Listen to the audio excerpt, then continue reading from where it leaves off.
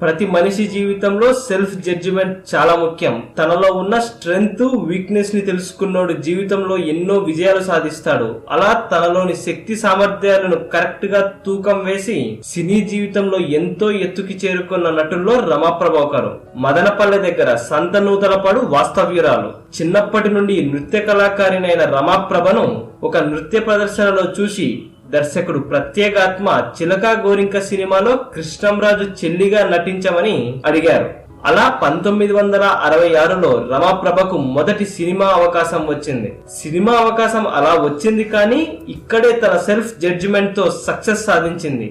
ఎప్పుడూ హీరోయిన్ కావాలని ప్రయత్నించలేదు. దానికి కారణం తాను హీరోయిన్ పాత్రలకు సరిపోనని, తన ఆహార్యం అందుకు తగ్గట్లు ఉండదని తనకు తానుగా నిర్ణయించుకొని క్యారెక్టర్ ఆర్టిస్ట్ గా రమాప్రభ 1400 సినిమాలకు పైగా నటించింది. రాజబాబు, రమాప్రభ వెండితెర జోడీ అంటే అప్పట్లో యమా క్రేజ్ ఉండేది. వీళ్ళిద్దరూ కలిసి దాదాపు 100 సినిమాలకు పైగా నటించారు. అందరి హీరోలతో నటించింది, ఎందరినో మెప్పించింది. దాదాపు 50 సంవత్సరాల సినీ జీవితాన్ని పూర్తి చేసుకుంది. చాలా మంది లాగే సినీ జీవితంలో ఎంతో ఎత్తుకి ఎదిగిన రమాప్రభ వ్యక్తిగత జీవితంలో చాలా దారుణాలను చవిచూసింది. తనకంటే 4 సంవత్సరాలు చిన్నవాడైన శరత్ బాబుని ప్రేమించి పెళ్లి చేసుకుంది.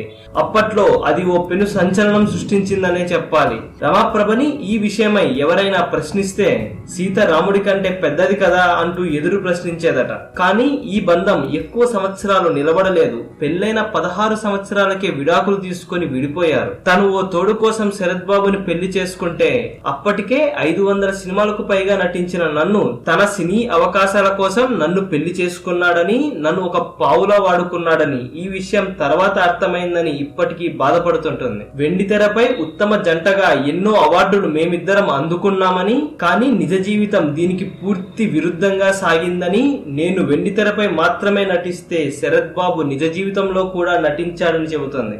ఎంతో డబ్బుని సంపాదించి అంతా పోగొట్టుకుంది. దానికి కారణం ఎవరినో నిందించకుండా తన తెలివి తక్కువతనమే దీనికి కారణమని చెప్పుకుంటుంది రమాప్రభ. ఎవరినైతే అస్సలు నమ్మకూడదో అలాంటి వాళ్ళను తన జీవితంలోకి రానిచ్చానని, అది నా జీవితంలో చేసిన అతిపెద్ద దిద్దుకోలేని పొరపాటని రమాప్రభ ఎన్నోసార్లు చెబుతుంటుంది. నటులు నాగయ్య, సావిత్రి జీవితంలో అన్ని పోగొట్టుకున్నారు.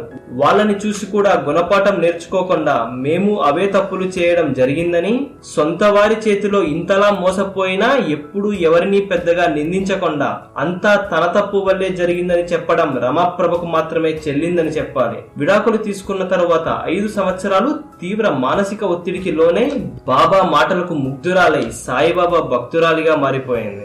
మళ్లీ కృష్ణవంశీ దర్శకత్వంలో వచ్చిన నిల్లే పెళ్లాడతా సినిమాలో అవకాశం అందిపుచ్చుకొని కొత్త జీవితాన్ని ప్రారంభించింది.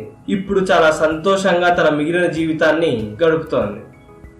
ఈ వీడియో కనుక మీకు నచ్చినట్లయితే లైక్ చేయండి, కుదిరితే షేర్ చేయండి. ఛానల్ ని సబ్స్క్రైబ్ చేయడం మాత్రం మర్చిపోకండి. మరిన్ని ఇంట్రెస్టింగ్ అప్డేట్స్ తో మీ ముందుకు వస్తాం.